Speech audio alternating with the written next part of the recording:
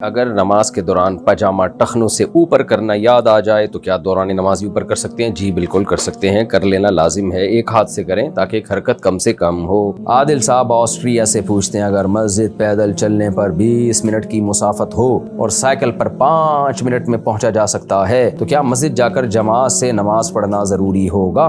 देखें, 20 मिनट की मुसाफत पर मदार नहीं है, मदार इस पर है कि आपके महल्ले में अगर मस्जिद है तो आप पर मस्जिद जाके नमाज पढ़ना वाजिब है। और महल्ले का मतलब क्या है? यानी आसान से इसकी कैलकुलेशन यूं की जा सकती है कि अगर खामोशी हो और बगैर स्पीकर के मस्जिद का मुअज्जिन मस्जिद की छत पे या मीनार पे खड़े होकर अजान दे तो आपके घर तक अजान की आवाज पहुंचती है कि नहीं पहुंचती? यानी ट्रैफिक का शोर भी ना हो, खामोशी। फजर की अजान में ऐसा होता है, अगर मस्जिद का मुअज्जिन मस्जिद की छत पे खड़ा होकर अजान दे फजर की अजान विदाउट स्पीकर तो आपके घर तक आवाज पहुंच रही है कि नहीं पहुंच रही? पहुंच रही है तो इसका मतलब आपका घर मस्जिद की हुदूद में आता है, तो फिर आप पर मस्जिद की नमाज से जमात पढ़ना वाजिब है। और अगर वहां तक आवाज नहीं पहुंचती तो आपका घर मस्जिद की हुदूद से बाहर है, तो फिर आप पर मस्जिद में हाजिर होना वाजिब नहीं है, लेकिन महरूमी बहरहाल है, क्योंकि 25-27 गुना ज्यादा सवाब है जमात की नमाज। और हदीस में आता है तुम्हारा घर मस्जिद से दूर होगा तुम्हें सवाब उतना ज्यादा मिलेगा, क्योंकि हर कदम पे एक नेकी मिलेगी, हर कदम पे एक गुनाह माफ होगा। तो इसलिए 20 मिनट की अगर वॉकिंग पर है तो आप चले जाएं, इस बहाने आपका वेट कंट्रोल में आ जाएगा। और वैसे भी देखें, गैर मुस्लिम ममालिक में अगर मुसलमान मस्जिदों को आबाद नहीं करेंगे तो वहां तो मस्जिदें वीरान हो जाएंगी,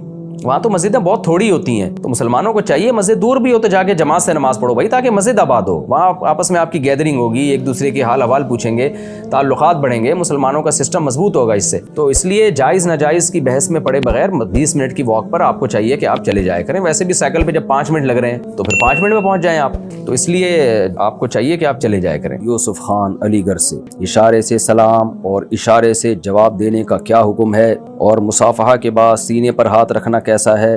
देखिए, नबी सल्लल्लाहु अलैहि वसल्लम ने अहले किताब की मुशाबहत से मना किया और इशारे से सलाम करने से मना किया, लेकिन उस हदीस का मतलब उलमा ने बताया है इससे वो इशारा मुराद है जिसमें सलाम ना हो, खाली इशारा ही हो। तो अगर कोई बंदा दूर है और आप हाथ से इशारा करके सलाम करते हैं लेकिन मुंह से सलाम भी कहते हैं तो ये जायज़ है। बाकी सीने पे हाथ रखना इसका कोई सबूत नहीं है, तो इसको कोई सुन्नत समझता है तो गलत है, सुन्नत ना समझे, वैसे ही एक इशारा कर रहा है रिस्पेक्ट के लिए तो इसमें कोई हर्ज भी नहीं है।